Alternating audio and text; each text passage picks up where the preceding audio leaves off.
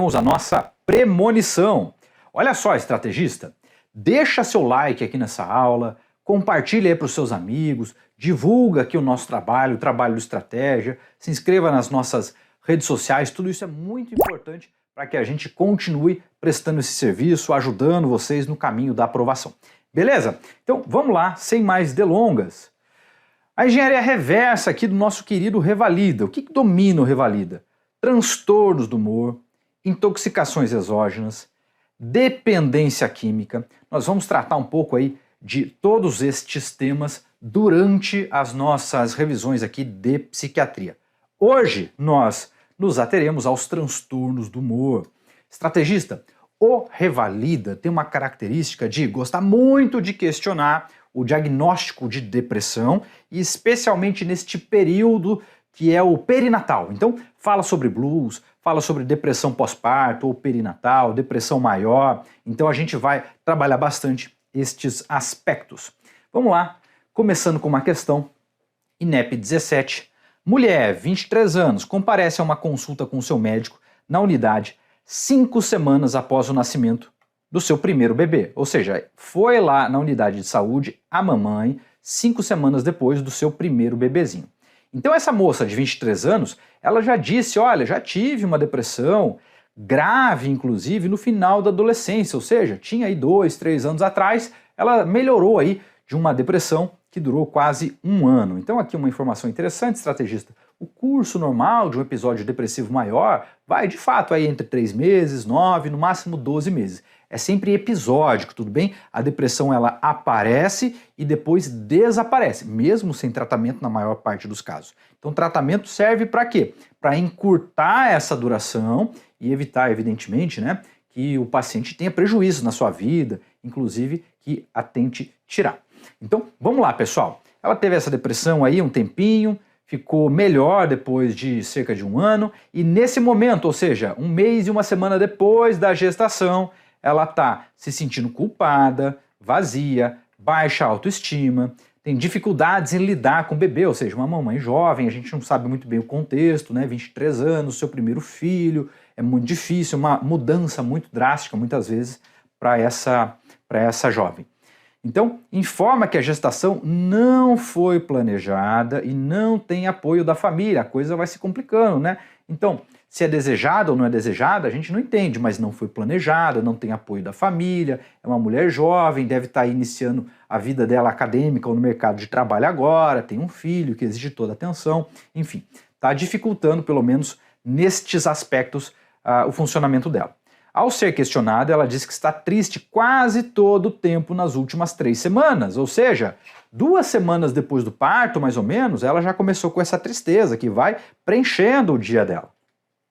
Não consegue dormir nem mesmo quando o bebê descansa. Ela tem muita irritabilidade, fadiga, diminuição do apetite. E então, neste caso, o diagnóstico e conduta adequada para a paciente são. Então, qual é o diagnóstico e a conduta? Vem comigo, estrategista. Vamos dar uma olhadinha nos critérios de depressão, um episódio depressivo maior. Então aqui, não precisa decorar critério, tá aí na tela, mas você não precisa decorar critério. Só vou ressaltar aqui uma mudança bem importante, que teve aqui deste lado da tabela, a CID-11, né, que veio em janeiro de 2022, atualizando a CID-10. Então a CID-10, a ultrapassada, exigia 4 critérios para a depressão. A CID-11, ela já exige 5 critérios. Poxa, as provas cobram que eu conte o número de critérios, que eu saiba todos de cor e salteado. Não, as provas nem exigem isso na maior parte dos casos. O que você precisa saber de fato? Que a depressão é este transtorno do humor que afeta o humor do indivíduo na maior parte do tempo, ou seja, não é de vez em quando eu estou triste, de vez em quando eu estou desanimado, não. O sujeito passa a maior parte do seu dia e por pelo menos 2 semanas consecutivas, ele fica triste ou ainda, em vez de tristeza, pode ter uma depressão, que é uma depressão que parece que o sujeito está desanimado, está desinteressado, que é a chamada anedonia, perde o prazer, perde o interesse nas coisas. Então, critérios maiores, o que a gente precisa ver, tanto o DSM quanto o CID, o que a gente precisa ver? Ou este humor entristecido, o afeto entristecido, ou anedonia. Então, um, outro, ou os dois. Ou ainda, estrategista, crianças e adolescentes Eu posso não ver uma criança triste, eu posso ver uma criança irritada. Então uma criança que fica mais agressiva de uns tempos para cá, ela está mais respondona, ela está mais irritada, pavio curto. Então isso também já é uma alteração do humor que nós consideramos central aí na depressão para crianças. Então o que mais que pode acontecer na depressão, estrategista? Pode alterar o apetite, o peso para mais ou para menos, o sono para mais ou para menos, a atenção, memória pode ficar pior, baixa autoestima, a pessoa fica pensando em coisas ruins, pode ficar pensando inclusive em tirar a própria vida, ou seja, diversas alterações aí que são bem inespecíficas. Mas quando você observa que há mais de 2 semanas a pessoa está triste na maior parte do tempo, ou ainda desinteressada, desprazerosa, mudou o sono, está comendo mais ou está comendo menos, está desatenta, está desligada, está com uma baixa autoestima, o funcionamento dela está prejudicado em casa, no trabalho. Opa, peraí, a gente está diante de um caso de depressão, tudo bem? Então tá aí na tela, né, os critérios tanto da CID quanto do DSM-5-TR, que também foram atualizados, os critérios em 2022, tudo bem? Não teve grande mudança em relação ao DSM-5, foi uma pequena revisão do texto. Beleza, estrategista? Então tá aí. Depressão versus blues. O Revalida gosta de abordar um pouco essa história de depressão, blues. Eu vou explicar para vocês um pouquinho melhor o que é isso. Então, o que é o blues, estrategista? É uma alteração do comportamento, do humor, da disposição temporária, passageira, que acomete 70%, 80% das mulheres que deram à luz, das puérperas.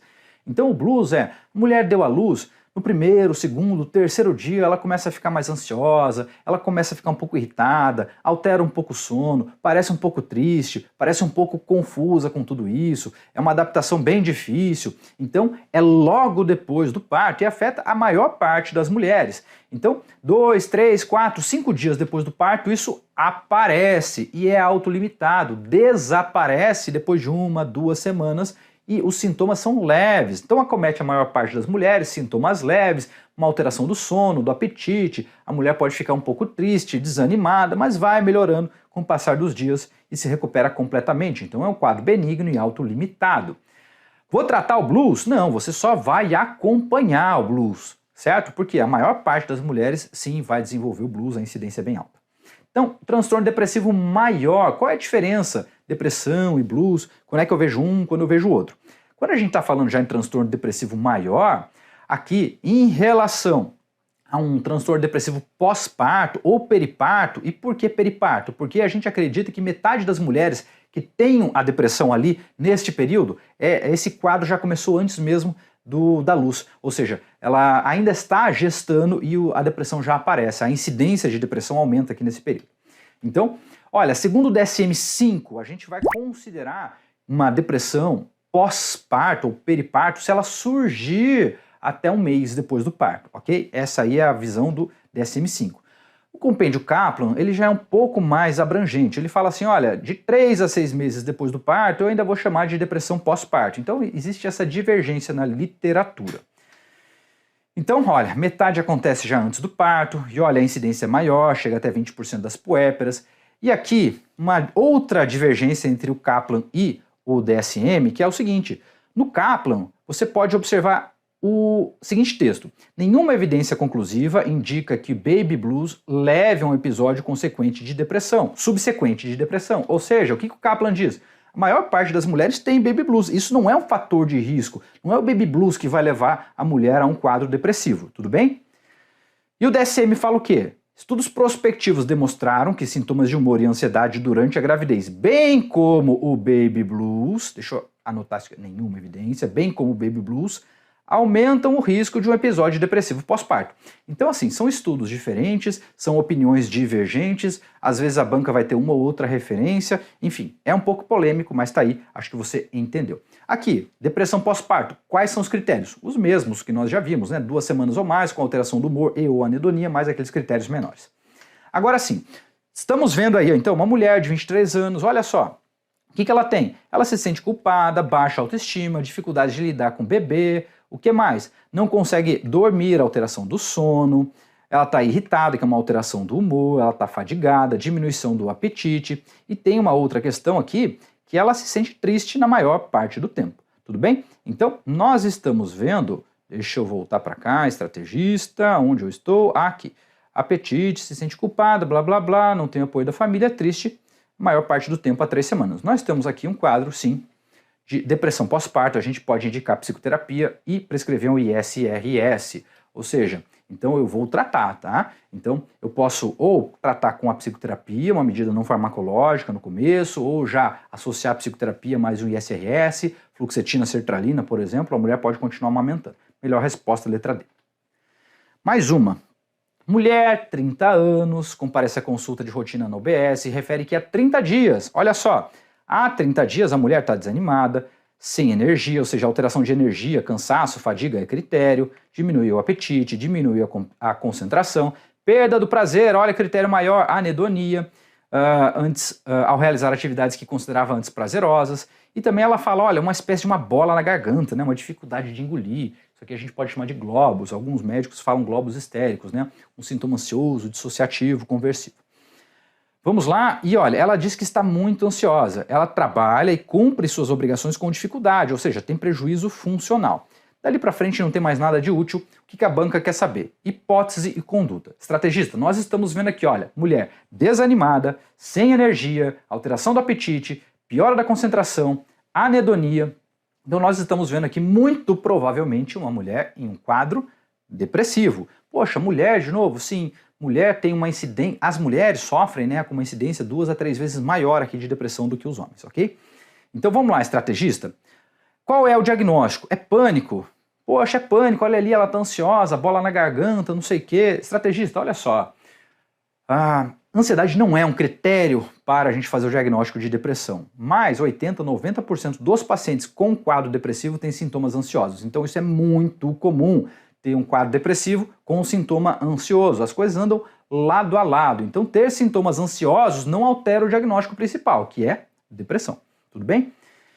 Vamos lá. Transtorno depressivo leve, orientar a realização de atividade física e oferecer psicoterapia. Tá bom, né? Então, vamos começar devagar, vamos fazer uma atividade física, vamos fazer uma psicoterapia, vamos reavaliar ela daqui a 1, 2 meses, vamos ver se isso melhorou ou não melhorou. Então, quadros leves, em que a pessoa consegue manter sua rotina com algum prejuízo, ela tem a sua funcionalidade um pouquinho prejudicada, mas ela dá conta do recado, a gente pode abrir mão do remédio no começo. A gente pode falar, faz atividade física, melhora a alimentação, vamos fazer uma psicoterapia, tanto cognitivo-comportamental quanto a interpessoal são boas neste aspecto aqui para tratar depressão. Tudo bem? Então, melhor resposta é a letra B de bola. Mais uma. Adolescente, 14 anos, história de perda de peso, olha só, perda de peso, critério de depressão, irritabilidade, poxa professor, não é, né? Irritabilidade não é critério de depressão. Lembra que é critério de depressão para criança e adolescente, humor deprimido ou ainda irritado, então aqui irritabilidade. Então é muito importante você notar que há uma mudança deste humor, uma mudança do comportamento, é uma quebra do funcionamento. Não é que essa criança ela tem esse temperamento mais irritado, ela desde pequenininha é assim, irritada, igual o pai, igual o avô, igual o tio, não sei das quantas. Ela estava funcionando de um jeito, de algumas semanas para cá ela está mais irritada, ela está mais triste, ela está dormindo mais ou menos, então a gente vê uma mudança, uma quebra aí deste funcionamento habitual. Então, está irritada há 6 meses, ela se sente cansada, não consegue se concentrar, alterou o sono, ela diz não tem energia, alterou o apetite, ou seja, nós estamos vendo aqui uma criança que provavelmente está iniciando um quadro, iniciando não, né, já há 6 meses, já está vivenciando um quadro depressivo. E aí, a base do tratamento é a mesma, ISRS mais psicoterapia. Melhor resposta, letra D de dado. Tudo bem? Então lembrar que para criança e adolescente pode ser critério maior, a gente precisa de um maior só. Humor deprimido, anedonia ou ainda irritabilidade, beleza? Então, melhor resposta, letra D. Olha, de novo, mulher, olha, mulher, 43 anos, fui à UBS, ela está com queixas de estresse e ansiedade. Quem não tem essa queixa, né? Todo mundo tem. Estresse e ansiedade. E diz que esse quadro se iniciou há 10 semanas, o tratamento com sertralina também ela já começou, desculpa, ela iniciou há 10 semanas o tratamento com sertralina, e nesse período ela melhorou só um pouquinho. Nas últimas 4 semanas tem tido ataques recorrentes de ansiedade quando precisa sair de casa, o que tem limitado seu desempenho, inclusive para atividades do dia a dia, como ir ao mercado e buscar os filhos na escola. Conforme relato dela, no dia desta consulta teve muita dificuldade para sair de casa, ou seja, nós estamos vendo aqui, aparentemente, Uma mulher que está mais estressada, que está mais ansiosa, que está mais nervosa, pode ser um quadro depressivo? Pode, a gente não tem aí tantos elementos, você vê que a banca não conta muita coisa pra gente, mas a gente sabe sim que ela tem crises de ansiedade fortes e recorrentes. Lembra que uma crise súbita, inesperada de ansiedade é o quê? É pânico. A sua recorrência, ou seja, várias crises de ansiedade, é o transtorno de pânico. Ou seja, quando eu tenho diversas crises, eu estou falando do transtorno de pânico. Quando o sujeito tem um transtorno de pânico, que são estas crises inesperadas, que não tem muito motivo claro, aparente, que são fugazes, duram 5, 10, 15 minutos, desaparecem por completo, eu estou falando do pânico. Só que uma outra característica aqui do pânico é que o indivíduo, e de novo, as mulheres sofrem mais de ansiedade do que os homens, o indivíduo, a mulher aqui com pânico, ela passa a desenvolver um medo de sair de casa e ter um ataque. Então ela fica mais circunscrita ao seu ambiente doméstico ali. Por quê? Porque ela se sente segura. Poxa, se eu passar mal aqui eu tenho o meu remédio, eu tenho aqui o telefone, alguém vem me socorrer. Então quem tem pânico passa a ter medo da possibilidade de ter um ataque. E aí muitas vezes isso aparece com a agorafobia, que é esse medo de sair de casa e passar mal, tem um treco lá, ninguém socorrer, não conseguir fugir, tá numa praça, tá num parque, ou até mesmo no local fechado, né, passar mal e aí não vai ser socorrido. Então a agorafobia e pânico andam juntos. Então o que a gente sabe? Que ela tá estressada, tá ansiosa, já tem aí 2 meses e pouco que tá usando sertralina 50 mg, ou seja, subdose. O que você vai fazer? Se fosse aí na sua prática clínica, vai reavaliar o uso, vamos aumentar progressivamente a dose dessa sertralina, vamos fazer um retorno mais constante, vamos fazer uma psicoterapia, vamos tentar, logo que ela se sentir mais segura, fazer uma atividade física. Então a gente não pode começar com sertralina 50 mg e esperar que essa sertralina faça mágica depois de 2 meses. Não fez. Pode ser que sertralina 50 mg melhore, remita o quadro dela? Pode, mas depois de 2 meses já não é mais provável, então você precisa mexer na dose, ok? Então vamos prescrever um benzo, encaminhar para emergência. Não, isso aqui não é um caso de emergência, isso aqui é um caso de atenção básica, atenção primária. Vamos manter a sertralina na dose atual? Não, é isso que você fez nos últimos 2 meses e não deu certo. Encaminhar a paciente para psicoterapia e reavaliar a medicação e uso? Sim, a gente pode reavaliar, né? E aqui seria mais legal ainda se tivesse. Vamos aumentar a dose? Sim, vamos aumentar a dose aqui. Vamos ver a próxima. Substituir a sertralina por fluoxetina, olha, não é algo absurdo, e mais um clonazepam, ou seja, mais um benzodiazepínico ali no começo. Também não é nada absurdo, faz todo sentido. Mas agora, clorpromazina, um antipsicótico aqui na jogada? Não, aqui essa questão, essa alternativa, né, ela morreu aqui, né? A clorpromazina não tem nada a ver. Professor, posso substituir a sertralina pela fluoxetina? Pode, não tem problema. É melhor começar a fluoxetina um pouquinho mais devagar, né? A fluoxetina, dentre os ISRS, ela é um pouco ativadora no comecinho. Então a gente poderia começar mais devagar. Mas a lógica aqui é o seguinte, poxa, a sertralina funciona para ela já melhorou um pouco. Só que eu preciso escalar a dose. Eu vou para 75, para 100, para 125, até chegar em 200. Então essa é a lógica, ela já está usando sertralina, ela já tolera a sertralina. Por que eu vou trocar por algo que eu não sei? Primeiro, se ela vai se adaptar, se ela vai tolerar e se ela vai responder. Então a coisa mais lógica aqui é insistir um pouco na sertralina, fazer uma psicoterapia. Melhor resposta é a letra C. Vamos lá, acho que a gente está terminando. Mulher, 34 anos, diagnóstico de depressão, olha, sempre mulher, o INEP adora. Foi a UBS onde você trabalha, olha, já garantiu aqui a sua aprovação e tenha fé. Com base no prontuário, você observou que ela faz o acompanhamento na unidade há 10 meses com outro médico. A paciente consulta sozinha, mas chegou à unidade acompanhada da irmã, ou seja, uma mulher jovem que foi acompanhada da irmã, com quem ela mora e a irmã, a mana, está bastante preocupada. A paciente tem sintomas de humor deprimido, fadiga, choro fácil e está em uso de fluoxetina 40 mg nos últimos 6 meses. E ela apresentou aí uma discreta melhora. Ou seja, pessoal, qual é o erro aqui que a gente observa? Poxa, começa com 20, beleza, melhorou um pouquinho, vou para 40, olha, melhorou mais um pouco. Ah, eu não vou passar de 40. Por quê? Você vai ficar em subdose, por quê? Se ela não melhora 100%, não remite com 40, você vai para 60, depois você vai para 80. Pode fazer isso a cada 2, 3, 4 semanas. Mas você segue aumentando, tudo bem? O objetivo é zerar sintoma, é remitir. Você não quer que essa pessoa fique mais ou menos depressiva, você quer que ela não esteja com quadro depressivo. Então vai sempre aumentando. Ela parou de melhorar e tem sintomas, nesse caso, você está errado. Aqui o erro é de não aumentar a dose. Então vamos lá. Segundo a paciente, há um mês começou a ouvir vozes, ver vultos e tem pensado em se matar, mas sem plano. Ou seja, ela provavelmente veio agravando esse quadro e aí apareceram sintomas psicóticos e ela está pensando já em suicídio.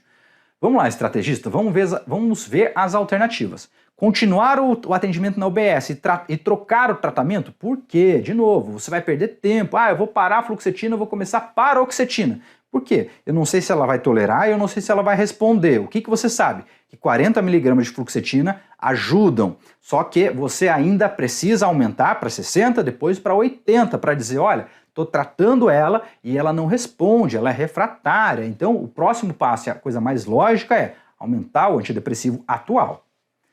Encaminhar o paciente para internação. Pessoal, olha só, é um absurdo encaminhar para internação? Não, não é um absurdo. É preciso? Olha, ela é jovem, ela está com a irmã, parece que ela e a irmã aí, elas moram juntas, ela tem pensado em se matar, mas sem um plano. Então, assim, é muito possível você tratar ela ali na atenção básica ou, no máximo, num CAPS, antes de pensar numa internação. É um absurdo internar uma paciente dessa? Não, não é um absurdo. É a melhor opção? Eu acho que não. Solicitar internação em hospital geral e otimizar o tratamento farmacológico, nós já discutimos. Referenciar para o CAPS? Sim, é melhor saída nesse momento. Olha, se a cidade tem um CAPS ali, já encaminha para o CAPS, o psiquiatra atende, faz o que precisa fazer, melhora esse quadro, aumenta a fluoxetina, coloca uma risperidona, o paciente melhora ali depois de 2, 3 semanas, devolve para a atenção primária. Melhor resposta, letra D.